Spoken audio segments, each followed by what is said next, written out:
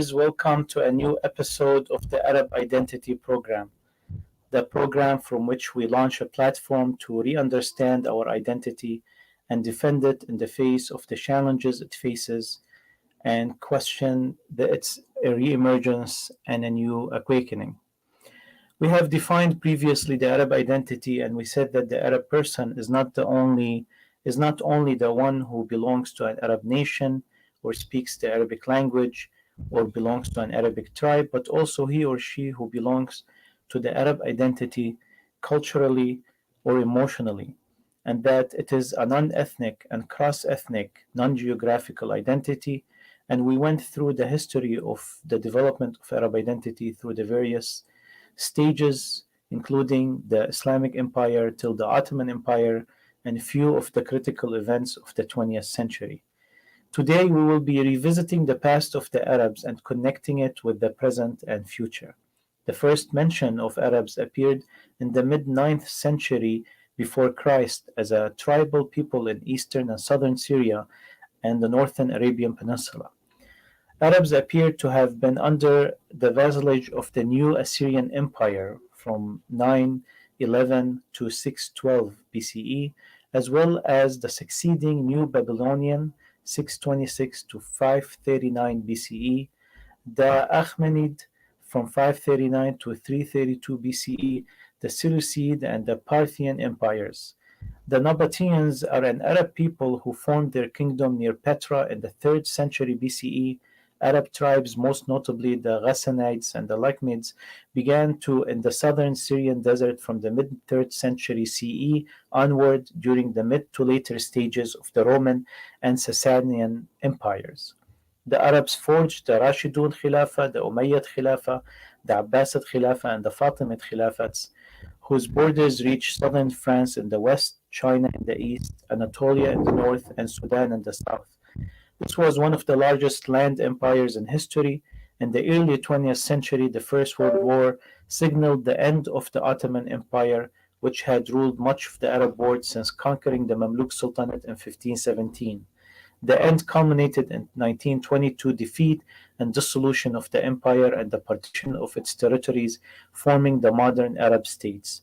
Following the adoption of the Alexandria Protocol in 1944, the Arab League was founded on 22 March 1945. The Charter of the Arab League endorsed the principle of an Arab homeland whilst respecting the individual sovereignty of its member states. Today, Arabs primarily inhabit the 22 member states of the Arab League. The Arab world stretches from 13 million kilometers square from the Atlantic Ocean in the west to the Arabian Sea in the east, and from the Mediterranean Sea in the north to the Horn of Africa and the Indian Ocean in the southeast. People of non Arab ethnicities associated with non Arabic languages also live in these countries, sometimes as a majority. These include Somalis, Kurds, Berbers, the Afar people, Nubians, and others. Beyond the boundaries of the League of Arab States, Arabs can also be found in a global diaspora. The ties that bind Arabs are ethnic, linguistic, cultural, historical, identical, nationalist, geographical, and political. The Arabs have their own customs, language, architecture, art, literature, music, dance, media, cuisine, dress, society, sports, and mythology. Arabs are a diverse group in terms of religious affiliations and practices. In the pre Islamic era, most Arabs followed polytheistic religions. Some tribes had adopted Christianity or Judaism, and few individuals, the Hanifs, apparently observed another form of monotheism. Today, about 93% of Arabs are adherents of Islam, and there are sizable Christian minorities. Arab Muslims primarily belong to the Sunni, Shia, Ibadi, and Alawite dominations. Arab Christians generally follow one of the Eastern Christian churches, such as those within the Oriental Orthodox churches, Eastern Catholic churches, or Eastern Protestant churches. There also exist small numbers of Arab Jews still living in Arab countries and a much larger population of Jews descended from Arab Jewish communities living in Israel and various Western countries, who may or may not consider themselves Arab today. Christian minorities in Arab majority states may also not consider themselves Arab sometimes, such as the Copts and Assyrians. Other smaller minority religions also exist, such as the Druze, Zoroastrianism, and Baha'i faith.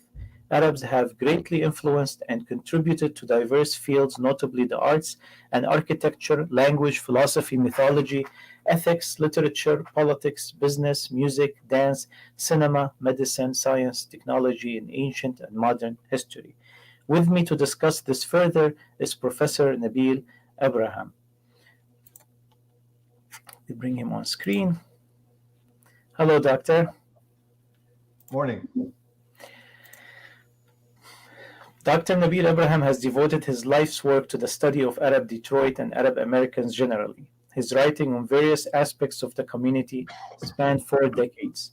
He co-edited 2 volumes of the Arab Detroit series, as well as a forthcoming volume titled Hadha Baladuna of Creative Writing, Wayne State University Press. In addition to other collections, uh, Dr. Abraham has contributed numerous essays in various journals, books, and encyclopedias. Dr. Abraham taught anthropology at Henry Ford College in Dearborn, Michigan. That's when I first met him for 3 decades, where he also directed the honors program until his retirement in 2013. Dr. Abraham served as executive director of the Association of Arab American University Graduates from 1979 to 1980. He also established the Detroit Regional Office of the ADC, serving as its local spokesman and advisor from 1980 to 1985. Dr. Abraham's experiences growing up in Detroit starting in the 1950s provides much of the material on which he draws for his current work. Welcome again, Doctor, and it's a pleasure to see you on this platform. And I'm sure many of your former students will be excited to see you. My pleasure. Arabs past. One thing that the Islam as a religion did when it first appeared is in its intention to fight polytheism and the previous faith of the people. It tried to shut down the door of the past and focus on the new faith and belief. And it called everything that was previous to it a term al-Jahiliyyah, which means the age of ignorance. Muslims did not look backwards, and they looked forward in the centuries following Islam, especially with the fast expansion of the empire all over the world.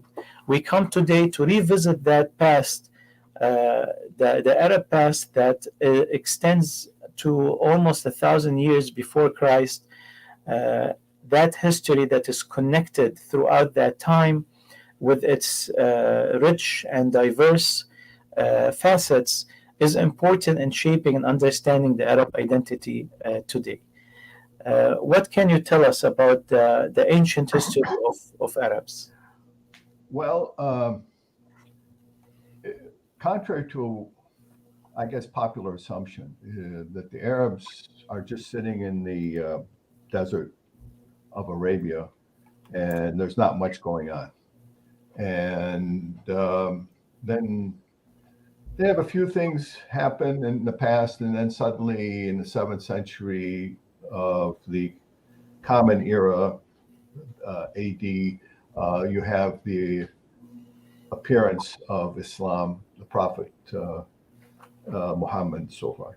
But actually, the history, the more, at least that I look at it, and I think everyone should, especially people who consider themselves Arabs today, should look at that past, because it's from that past that so much happens later. And the peoples that are in the past, so one of the weirdest things, you have people in Iraq, in Syria, Lebanon, Palestine, of course. In these areas, you have a deep, deep history, ancient history. So where are the Babylonians and the Sumerians and the Assyrians and the Akkadians? Another version of Babylonian. The people, Damascus, ancient city, so forth. The Phoenicians, the Canaanites. Well, those are the people today, the same people. They just evolved culturally, linguistically, not really that much if you look at those languages. And of course, the religions, the worldview has changed with Islam, Christianity, Judaism. I would consider Judaism as part of this whole package. So you have Arabs appearing, as you suggested, in the 9th century before Common Era, before the BC, before Christ. So 853, the year 853 BC, there's a big battle takes place at a place called Karkar. And in that battle, the Assyrians are moving in, and they're having a showdown with Ahab and the people of what is now called Samaria in the central part of Palestine. And he's allied. Who are his allies? He's got according to the Assyrians, he has an ally who has 1,000 camels. Jundub, okay? And according to the Assyrian literature.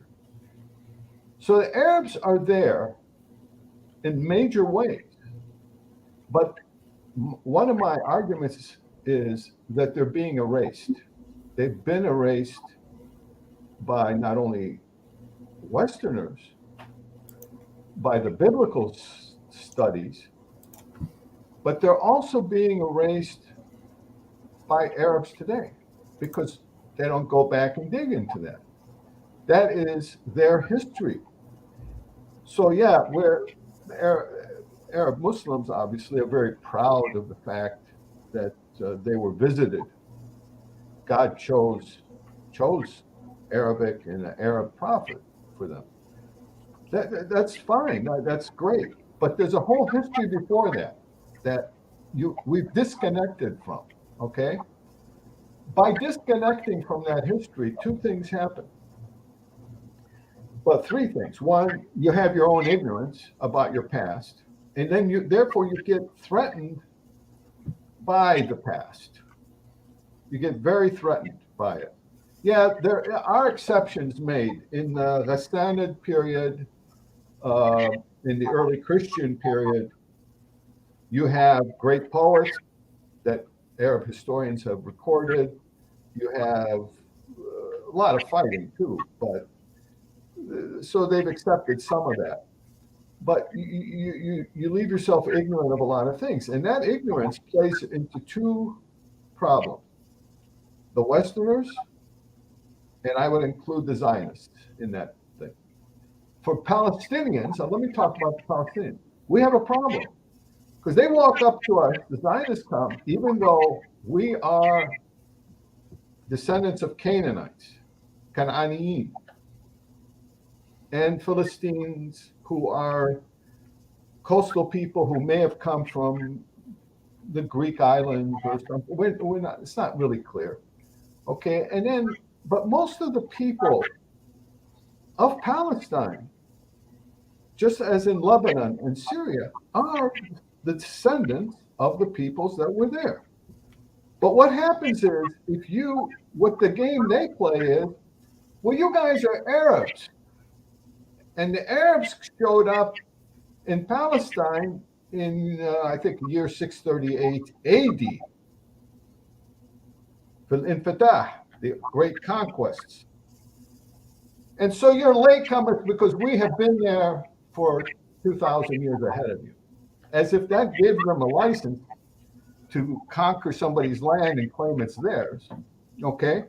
But it's still a weakness that we open on ourselves because we don't claim our history.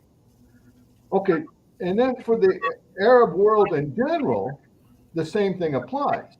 Westerners come along, and what do? They go to people in Lebanon, in Syria, Iraq, and they say, well, you're not really Arabs. You're Phoenicians. You're descendants of Babylon, Chaldeans, Assyrians, but you're not Arabs. Arabs came out of the desert. Well, no. The Arabs, there were Arabs in the desert, which was actually quite busy place. And well, I'll talk about that. But the important thing is that they can play this divide and rule on people. I met so many Lebanese who told me, well, I'm Maronite and I'm a Phoenician, really. And we're not the same as the Arab. The Arab came out of Arabia. That's the same mentality that the Westerners played, the colonialists played on the Middle East, the Middle Eastern peoples, and that ignorance plays into dividing people up. How do you comment on that as an anthropologist, doctor? Someone says from Egypt that he's a pharaoni, extends to the pharaohs, or someone Right. in Lebanon, Phoenicians. Although there is no continuity in that history, how can a person identify with Well, an ancient? Mhm. first of all, my response to them is, well, what happened? Where did the other Egyptians come from? All those peasants that you see when you go to Egypt, it's a country swimming in peasantry, farmers. Where did those people come? They came out of Arabia? They didn't come out of Arabia. They were the same people that they're the descendants genetically, physically, of the pharaonic peoples and pre-pharaonic even. It goes way back, maybe 7,000, 8,000 years. Mhm. Okay, so it just happens that at one point, the people in Egypt, uh, largely, I can't say all of them, but many of them became Christians, what we call Copts, Copts, Coptic Church, followers of that church, Church of St. Mark. And so they grabbed onto that mantle, the rope that says we go back to the ancient Egyptians. Well, then the ones that became Muslim, and it took a while for Egypt to become Muslim and speak Arabic. Okay, didn't happen overnight. Just like um, France took a long time. Lots of places in Europe took a long time to become Catholic and Christian. This anthropologically, this doesn't always happen quickly. But anyway, Egypt has this history, and so a lot of them became Muslims. You were Christian, and some of the Christians became Muslims. That's that's how it happens. It's the same people. Now they may have been different classes. Some of them may have been working with the Greek power at that time, or the Roman power, or you know, uh, Egypt was ruled by so many different groups. So some may have been allied here or there. Some might have been city people versus country people. Some was Said versus. It doesn't matter. Ultimately, these people evolved into what is you have today. Now you Doctor, go to the sorry, but just a follow up on that. So that's in terms of religion. So when we talk about the Arabization of an area like Egypt, how does that happen from a perspective of anthropology? And does that make them any less Arab than, for example, the people in Hijaz or in the Arabia? in Arabia. Well, it depends if you want to call a genetic, that there's a genetic core DNA to what is the peoples of Arabia, and that the people in, say, North Africa or even Lebanon and Syria don't have that genetic component. So what? Look at the United States. We're Americans. We know the history of the United States, more or less. It's not an old country.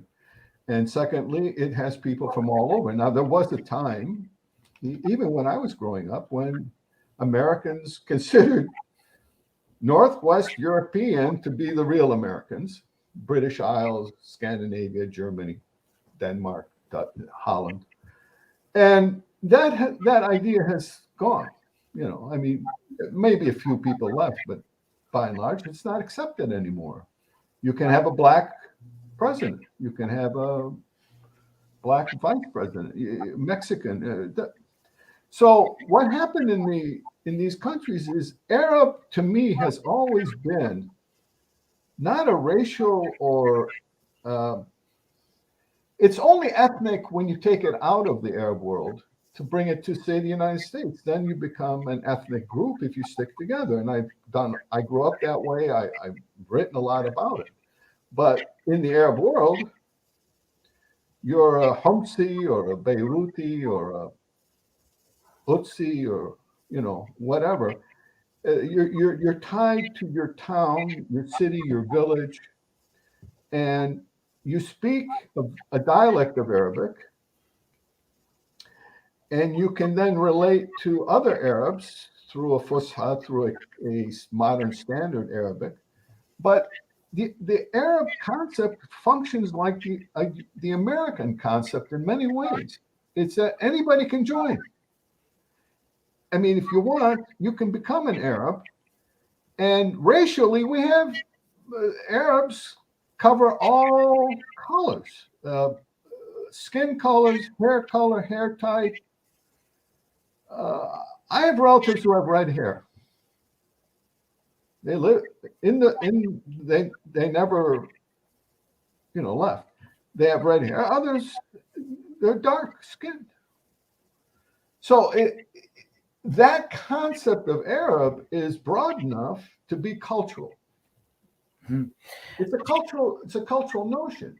Exactly, and that's a very important revisit today of the Arab identity, is to emphasize that it is a cultural, non-geographical identity. But you said something interesting, that when the Arab comes to America, it's more defined in an ethnic terms. Can you talk a little bit more about that? Well, what happened in the past, see, even in the 20th century, things changed. Okay, in the beginning of the 20th century, early 1900, you came to America, you might have lived in a neighborhood, or if you want to call it a ghetto, glorified ghetto, say in Brooklyn, and there was a bunch of Arabs there, okay? And many of them Christian, but there were Muslims too. When my father came to America, it was 1910, something like that. He came from a Muslim village in Palestine.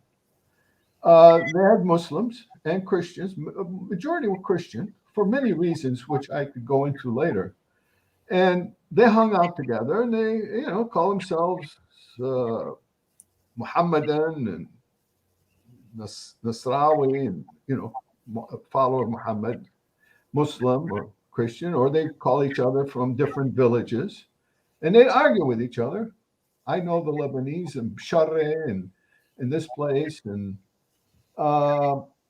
but they kind of had an affiliation because they spoke a language they could communicate in. They had foods and cultural traits that they shared, and they respected each other's religious rituals and holidays and so forth. What happened later, but they stayed on the margin of society. That is to say, the way you went into the mainstream of American society was you blended in. You took an Anglo-sounding name. You went, if you wanted to go up the class thing, you name your kids Ralph. You integrate into America, basically. Huh? You integrate into white America. You assimilate. Yeah. And so Ralph Nader was a great Arab American. His father is Lebanese. They're Greek Orthodox. I forgot from which village, but he establishes in a small town in Connecticut a business.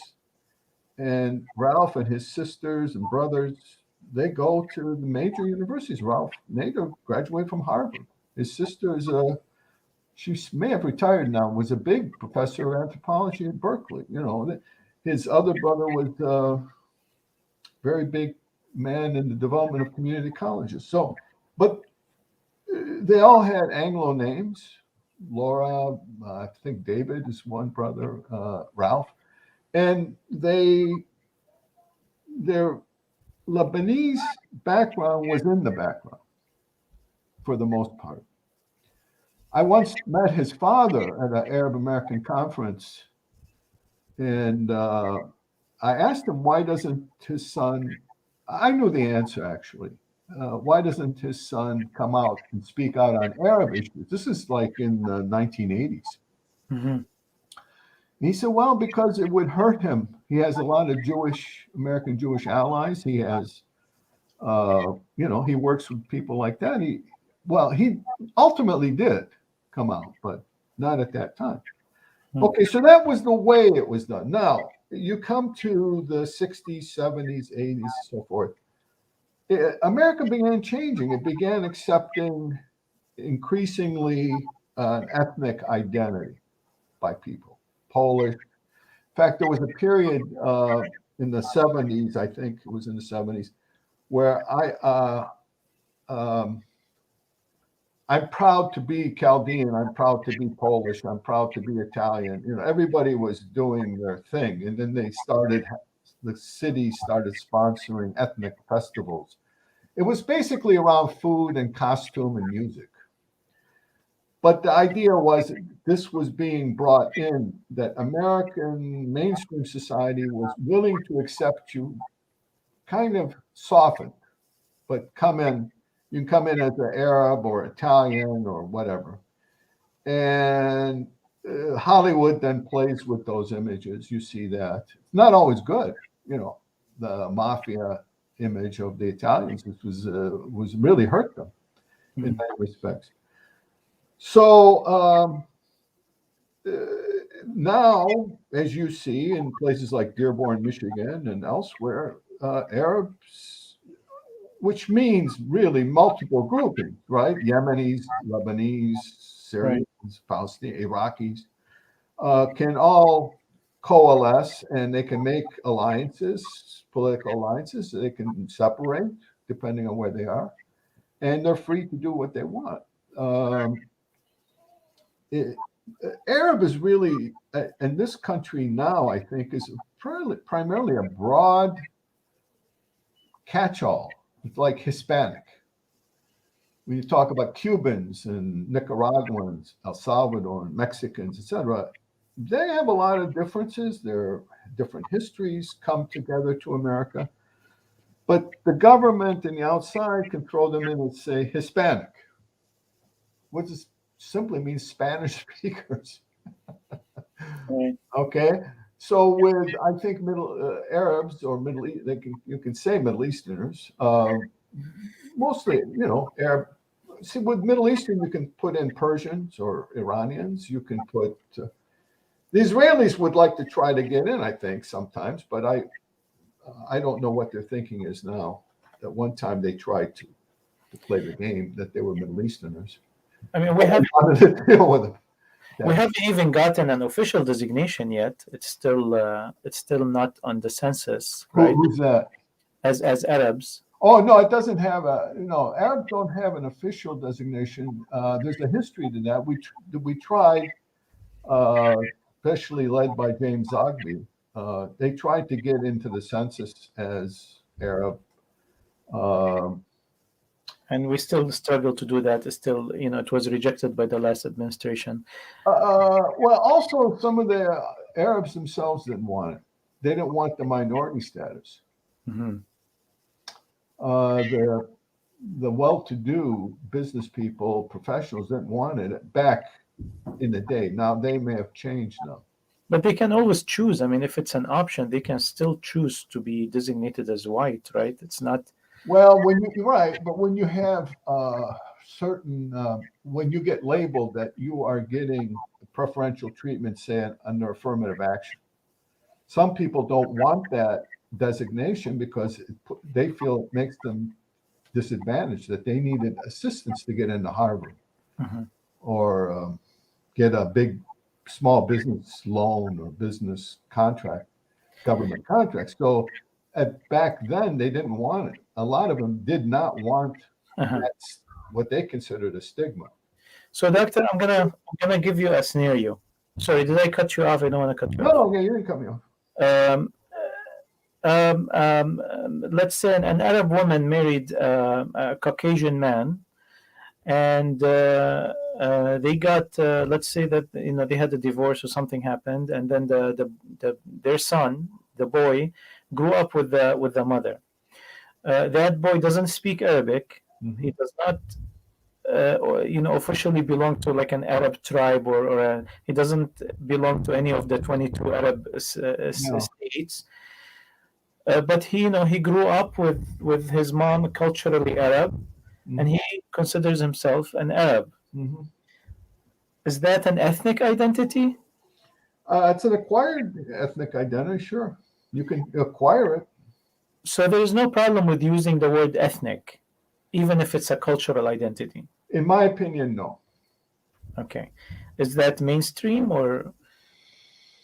It depends. I think at college campuses, at least till recently, for sure, that I'm aware of, a college campus is a place where a lot of middle class, upper middle class children of one or two Arab professionals, usually business people, would come and discover their Arab identity. The universities tended to be the place.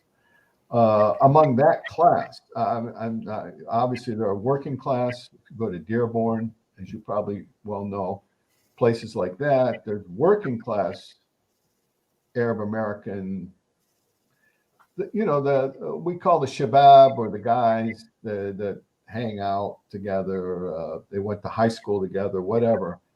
Maybe work or use networks of work together. Okay, they may have their own identity as certain macho, certain sports oriented, certain mosque oriented, perhaps, or church. But the middle class, upper middle class Arab Americans, let's say that their parents is a doctor, a surgeon, or something, and the mother might be non-Arab background, Polish or something. The kid comes and discovers, hey, I'm an Arab, because there's the Arab Club or the Palestine Solidarity Club or Muslim Club at the university. And then they develop their identity around that. What happens after they graduate is anyone's guess. Some hold on to it, some keep the connections, and others just that was a stage in their life. To some degree, I went through some of that, even though I came from a household that was very, my mother was a Palestinian refugee. And she insisted we were Arabs. She stressed Arab more than Palestinian back then. Arabs, Muslims, and that we were to excel in school, but we weren't supposed to date the girls and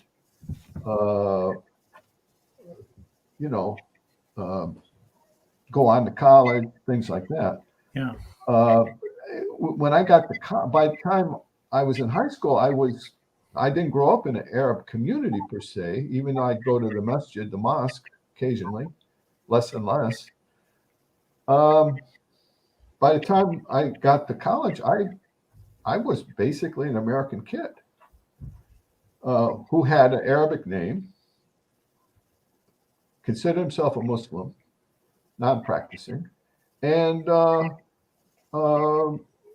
recognizing Arab food, of course, liking a lot of it, but not really involved in anything. I got involved at the university with a political group, Organization of Arab Students, which was at that point reinvigorated by the Palestinian Revolution. So I said, wow, this is something that's, that seems worthwhile to identify with, because also my view of the Arabs at that time was post 1967. 1967, for the young people listening, was a devastating defeat for several Arab armies.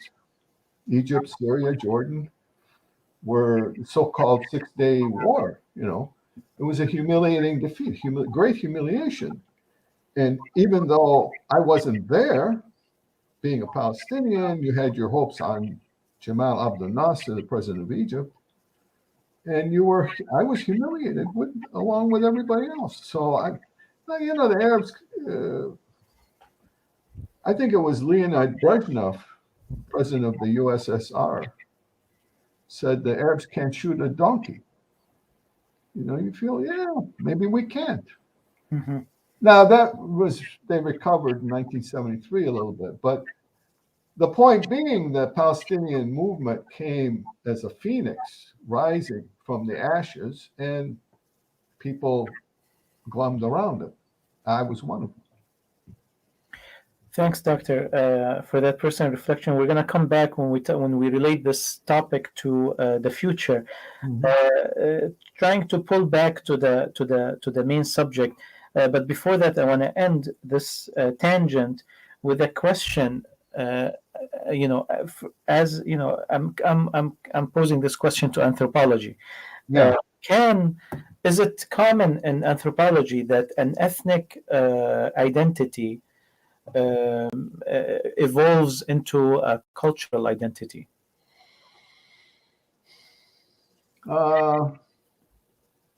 I guess. I mean, depending on how we define these terms, I would think Irish today. When you meet somebody in America who says they're Irish, and generally they're not from Ireland, they might have been to Ireland as a tourist, but to them, Irish means St. Patrick's Day drinking, wearing something green, making some statements about their behavior that is Irish, like maybe they're quick-tempered or able to drink a lot or celebrate or something. I would say that's a cultural affiliation. That's a cultural identity that has little to do with Ireland and the Irish and a real Irish ethnic identity, if you can find one here. I did know a guy who was a very Irish back when I worked out in the East Coast, and he was from Ireland, and he was, I think, connected to the IRA, but he would never tell me. And he was a working class fellow, and he was very pro-Palestinian. And most Irish Americans don't know anything about Palestine, at least back in the day, didn't really know much. And so when I meet Irish, they're different people in my book than Irish Americans whose connection to Ireland or the Irish culture is very superficial. Now, you can take Black Americans, and they readily are different from Africans, sub-Saharan Africans. And that's very readily understandable, just like Arab Americans, if they've been here long enough, are different from Lebanese in Lebanon or Syria or Palestine. The difference here is there's a lot of back and forth travel. Mm-hmm. When that travel wasn't there, you could tell the big difference. Yeah. Lebanese Americans, I'll use the specific Lebanese American, Palestinian American, so on. When I went to Palestine, I didn't grow up in Palestine. I went to Palestine several visits. They know you're not from there. Well, first of all, the accent. If you speak Arabic at all, they know immediately. Their ear tells them this is not a local. As we know in Lebanon, they can tell you which country from. They know. This is a Beiruti, east, west, whatever. Doctor, in that sense, do you consider the Arab American identity as a different identity from Arab identity, or is it I think so. I think you could say or is it a sub branch? Like, is it a branch? A branch, if allowed to move on its own over time, would become something different. So can we say that every Arab American is an Arab, but not every Arab is an Arab American? Well, definitely not every Arab. You mean you have 150 million or 200 million people in the official Arab world? No, they have nothing to do with But every Arab American is an Arab, so it makes it a subset. to whatever, however you want to define that. Yeah, take the jokes. I mean, first of all, language is a big thing. For Arabs, language is a big, big, big thing, right? Right. I mean, that in a way defines you. So they are very, I mean, obviously kinship, who's your relative, who's your uncle, who's your father, so forth. But your behavior too, for example, a kid who grew up in America, who didn't know enough, might put his shoes up, his feet up on a table, right? And then his grandmother or grandfather come from the old country or uncle, and that is an immediate insult. He doesn't know enough not to do that, okay? Or to stand up when they come into the room. I mean, there's a lot of these little nuances that define a proper person in the home setting, in the home country. It carries on here to some degree, but it has to be worked at a lot by the parents. How big is the family network? How much are they strict? And then if you combine it with the religious institution, the mosque, the church, whatever, and how much, but they can't fill in everything. There's too much that goes on in a culture. It's like you're a software programmer. So there's too much programming that goes on as you grow up in a culture. I know this because I spent time in multiple places in the Middle East, in the Arab countries, and I always felt like an outsider, even with Palestinians. I mean, that's the closest I could get, and you feel like an outsider by default because you don't know all the nuances, and your speech pattern is different. Your walk is different. The way you know wear a hat. But at the end, it's a spectrum of how much a person acquires of these customs and traditions and language. But at the end, it is deeper. Like identity is deeper than that. It's Yeah. more of a wujdan, yani more of a feeling, consciousness. Like you said, you considered the 1967 defeat humiliating to you. Yeah. You grew up as an American.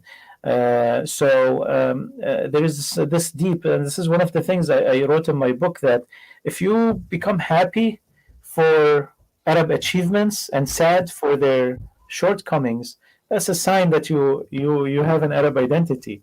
Yeah, I see. Well, that's a good definition. I think that's a good working definition. Sure. Doctor, another question, also, from an anthropological point of view.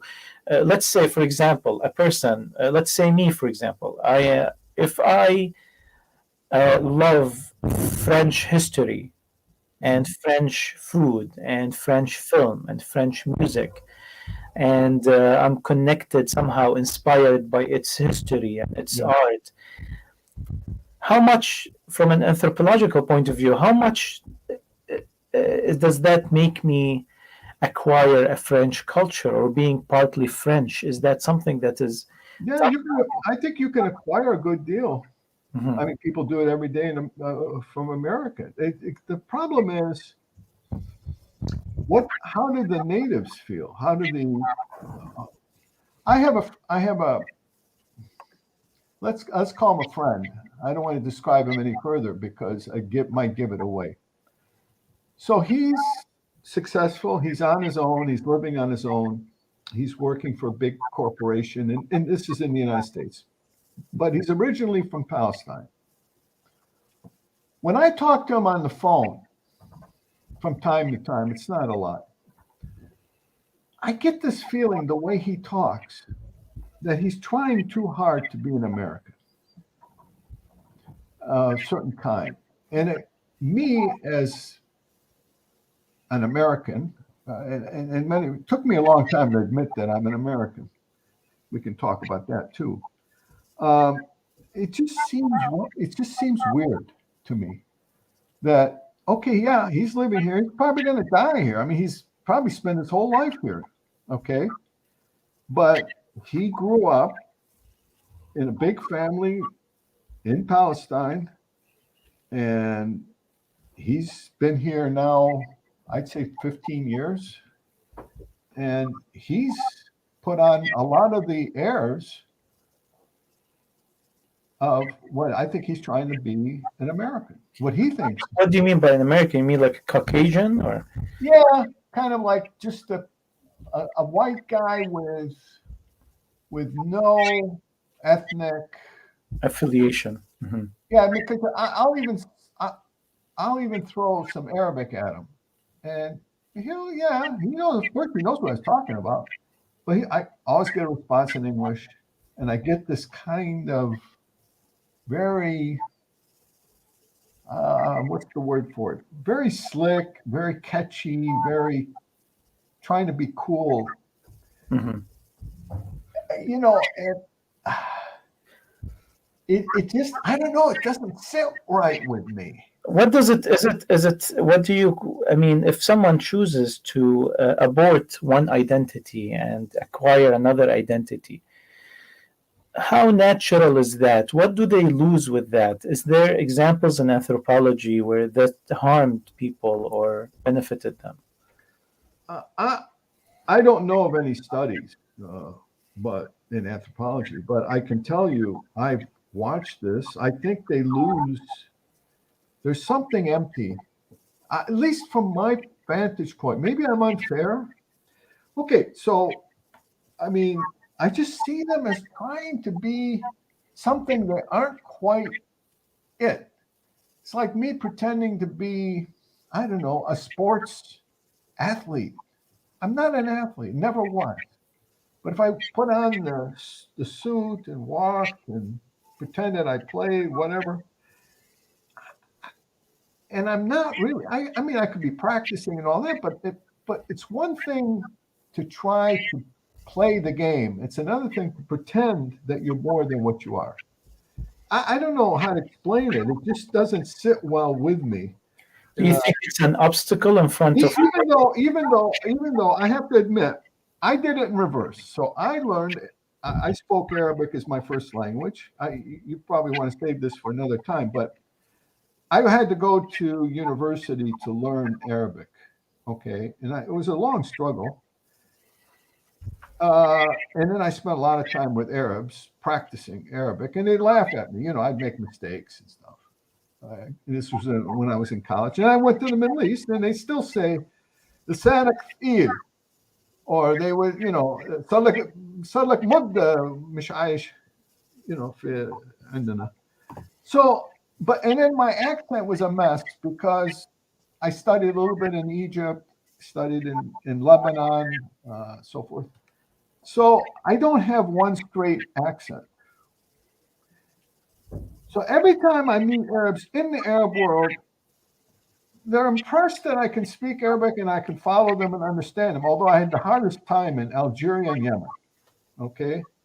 Because there's a lot of Berber, as you know, in French, in Algerian dialect, and in Yemen, it's South Arabia.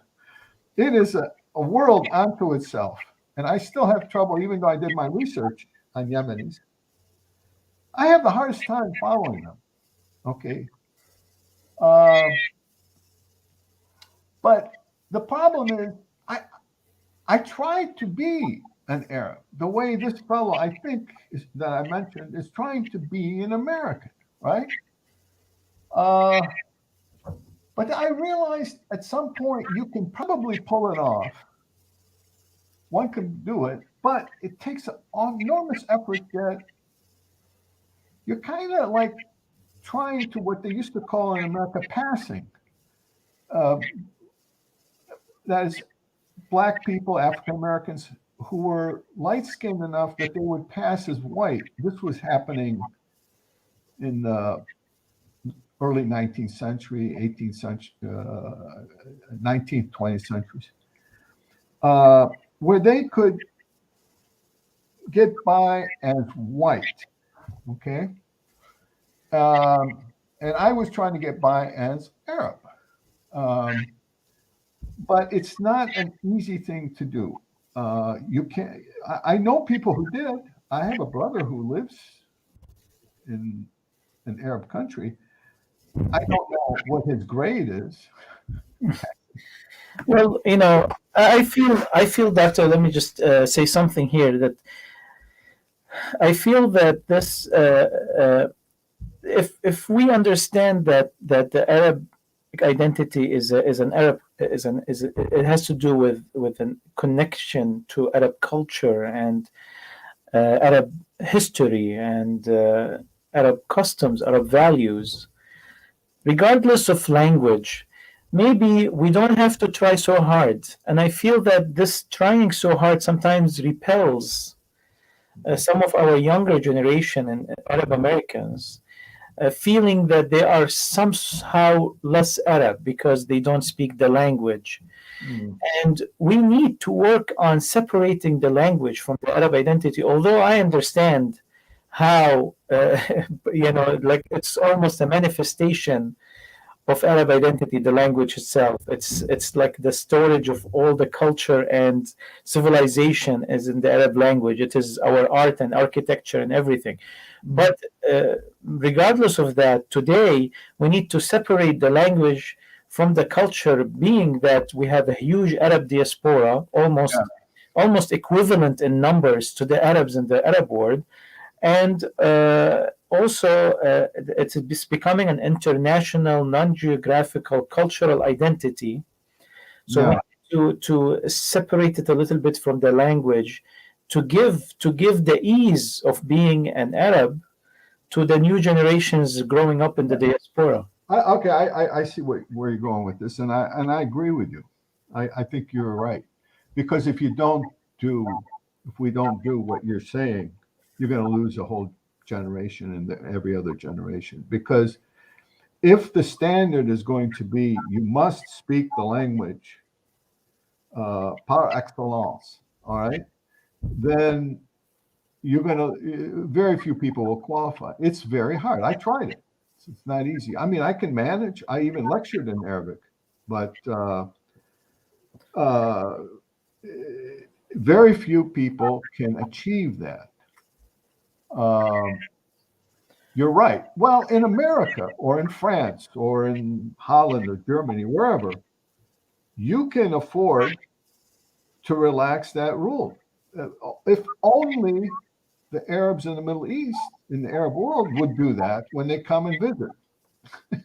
Right, and they They're have. the, they're the ones that are going to bring out the whip, and they're going to say, well, you don't really measure up. They're going to do it in different ways, but they're going to basically say that. Yeah. Uh, Why would we pick this as a criteria? Why not understanding Arab history or being devoted to Arab cause? And in that way, you'll take the whip on them. yeah. I did the same thing. I mean, I tried the same thing. It's the way to do it, and I think that's what you're saying is going to happen. Why?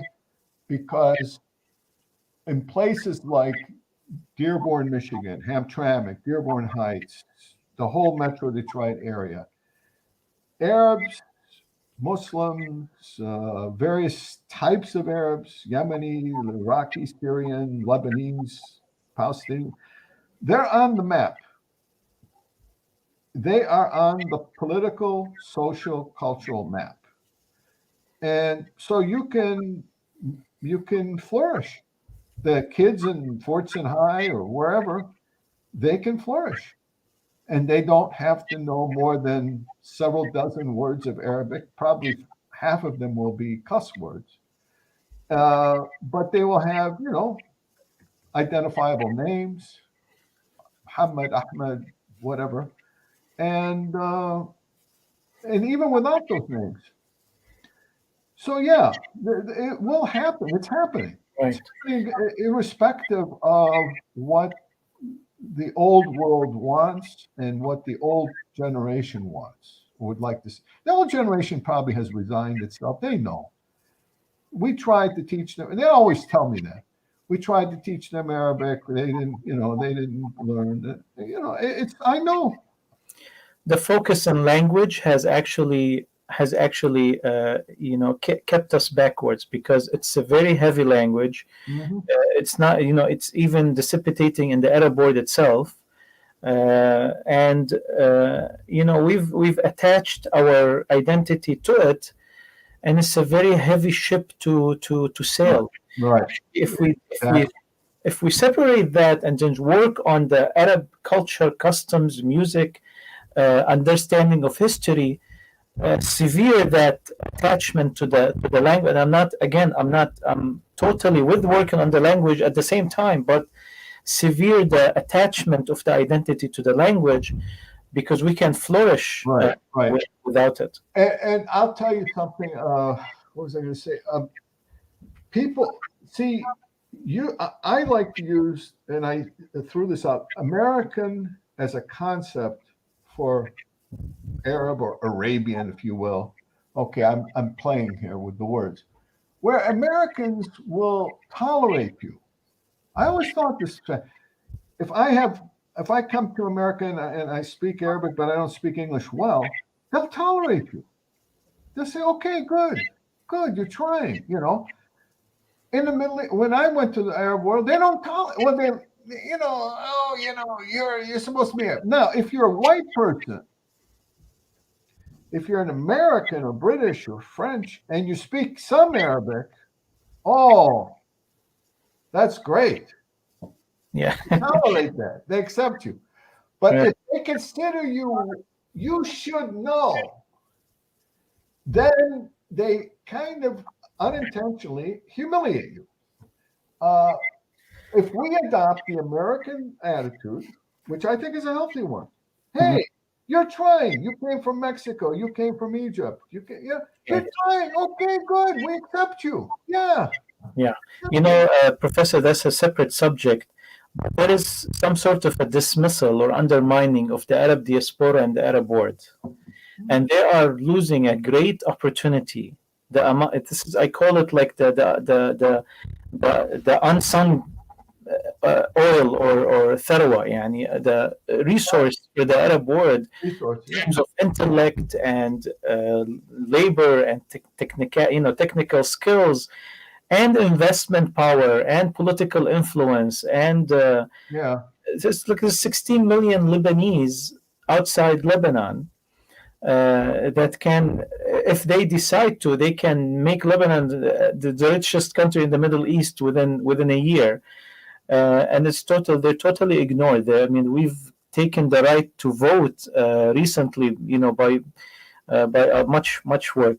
But to come back, because we're almost out of time, Doctor, come back to wrap up the subject. I know that we probably need 10 episodes on this, but to wrap up this subject, and we're sure to host you again for various topics that has been very interesting. Arabs in the past and in the future. The ancient history of Arabs and how it influences in the present and in the future. I just wanted to talk about how we do have a very rich ancient history. We're not just a few Bedouin tribes in the desert that, after acquiring Islam, had some conquest. That's not the history of Arabs. The history of Arabs goes way beyond that, with tens of kingdoms and a huge civilization that extends from, northern Syria, Mesopotamia, from Iraq to. Can I just add one thing? I want to just interject one thing. All of them, the Sabaeans in the South Arabia, the Hadramautis, the Qataba, and then you go up to the north to the Nabateans, the Palmyra, Tadmor. They were all peaceful. They were trading. They were making money. They were running caravans. They were in the business of business, and they did very well.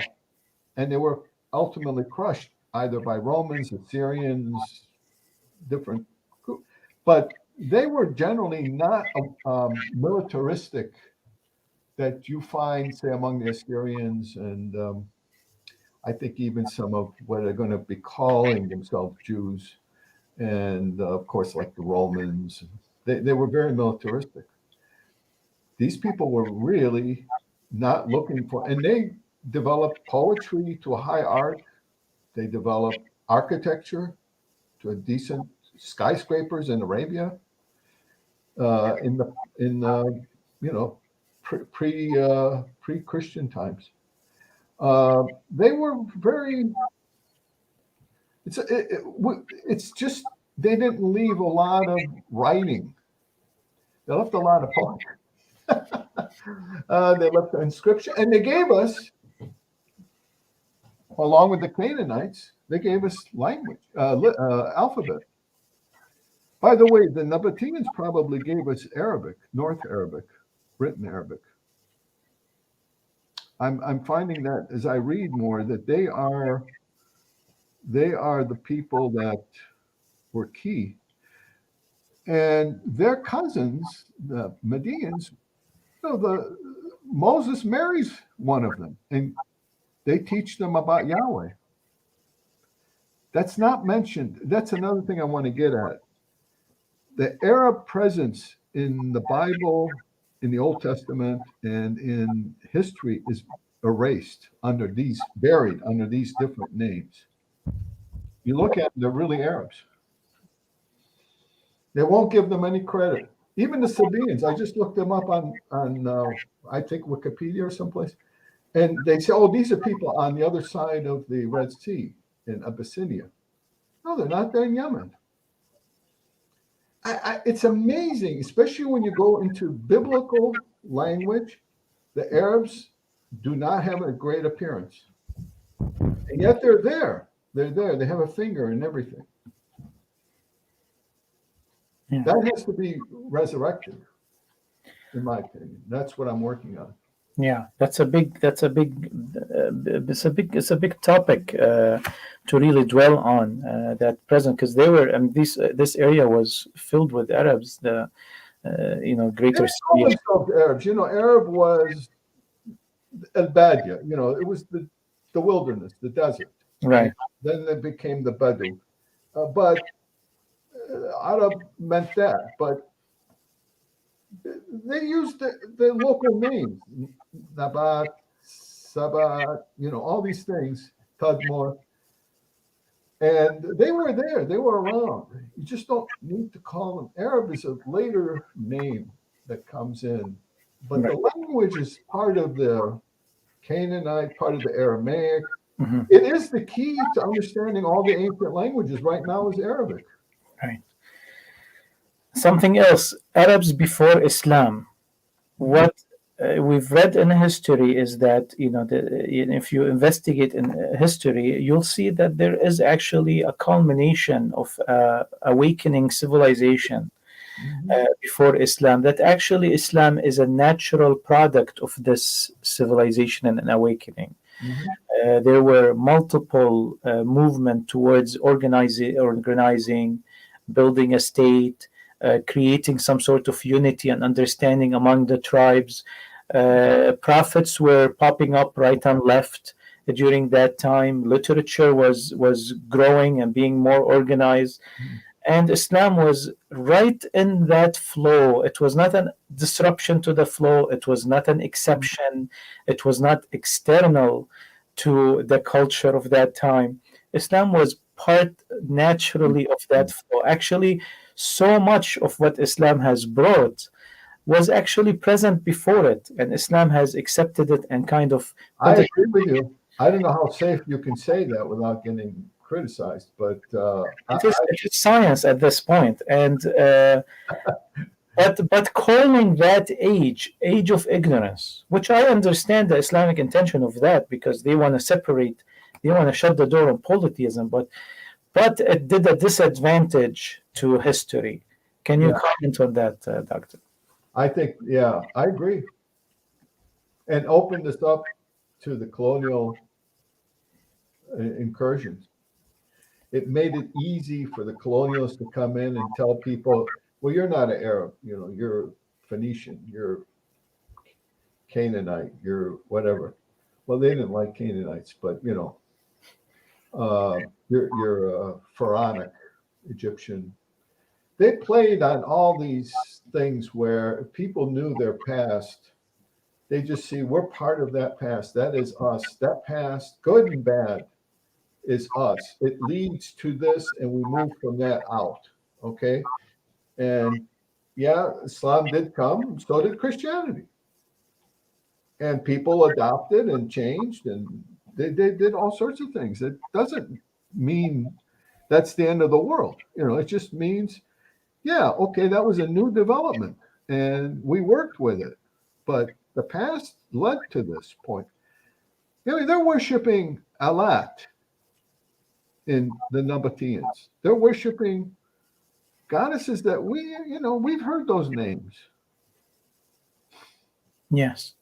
I don't want to get into that part, but there's a lot there and they did influence a lot. There were, by the way, a bunch of prophets running around, messengers claiming to be prophets. They were all running around, especially in the South at that time.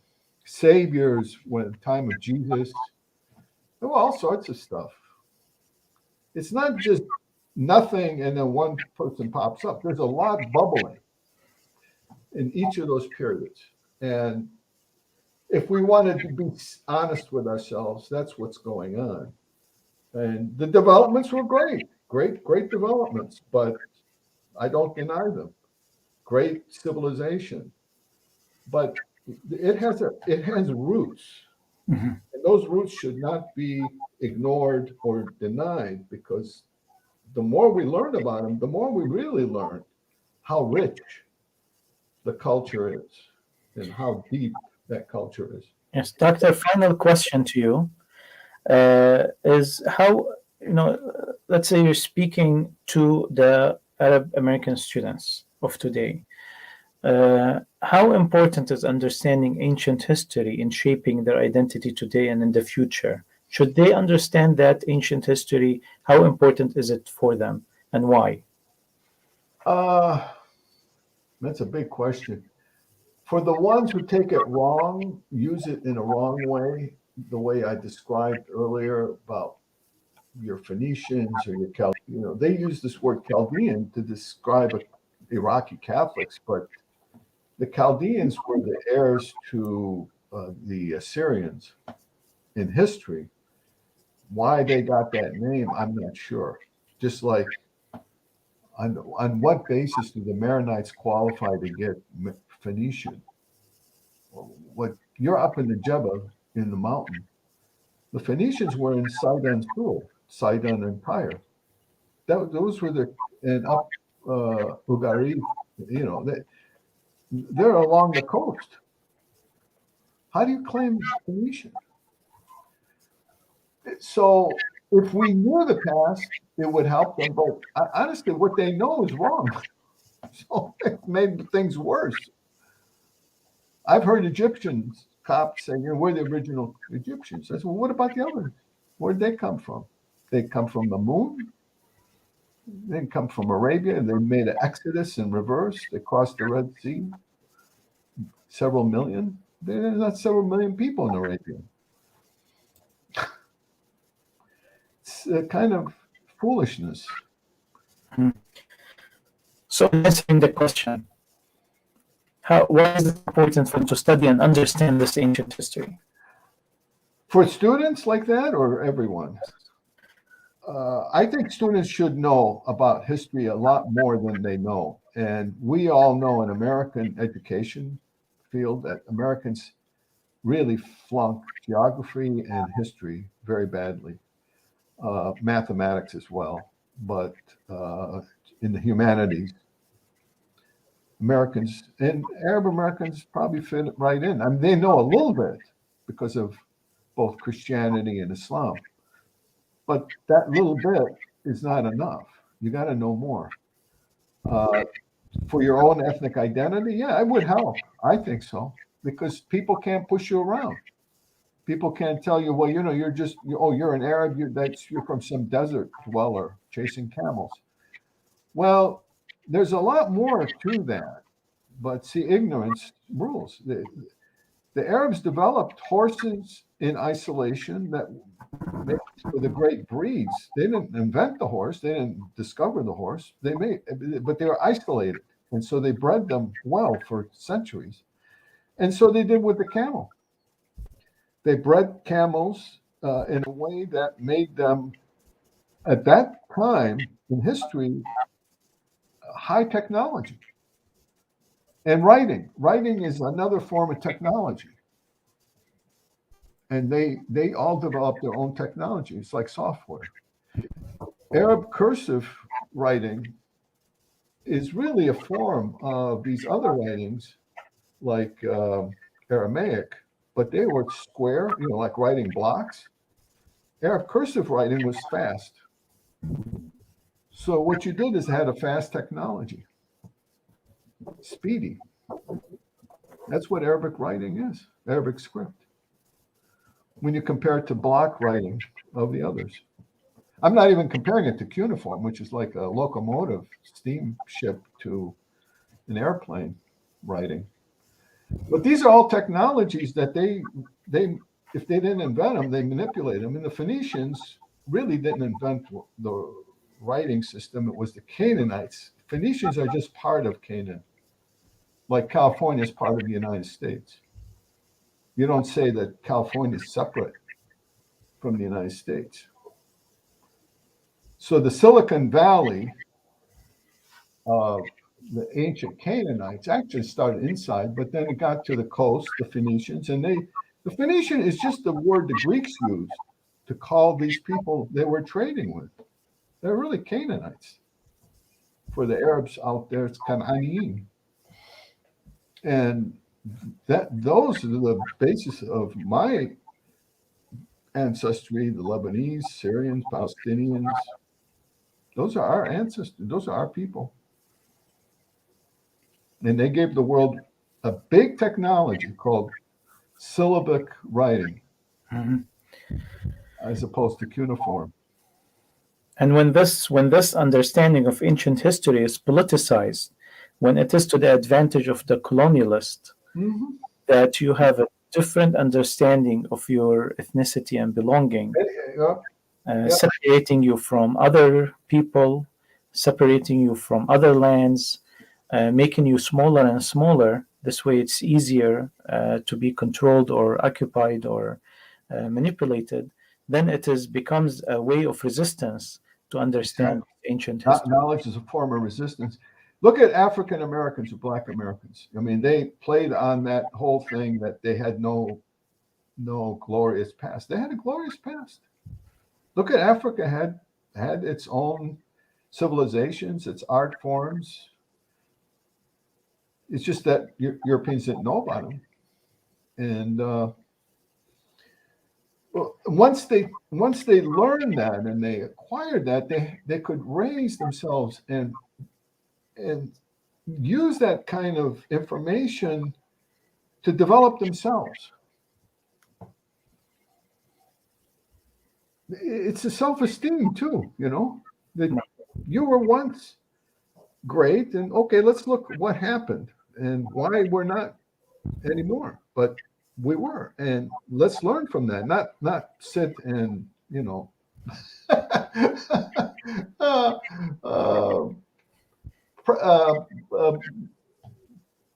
pat ourselves on the back and say, we were great. Okay.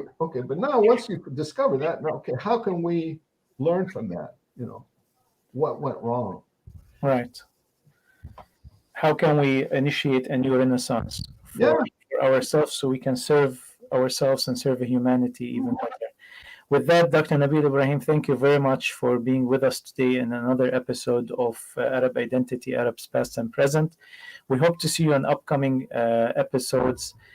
We thank our audience who followed us, and this episode will be available immediately on YouTube and Facebook, and then shortly it will be also available in podcasts on Dearborn blog. You can look it up on iTunes or Spotify under Dearborn blog. Simultaneously, 15 minutes ago, another program started in the Arab American Center for Culture and Arts, which is an Arabic umsiya in commemoration of Sheikh Fadl Mikhdar, who's a scholar and a poet from Lebanon that passed away recently.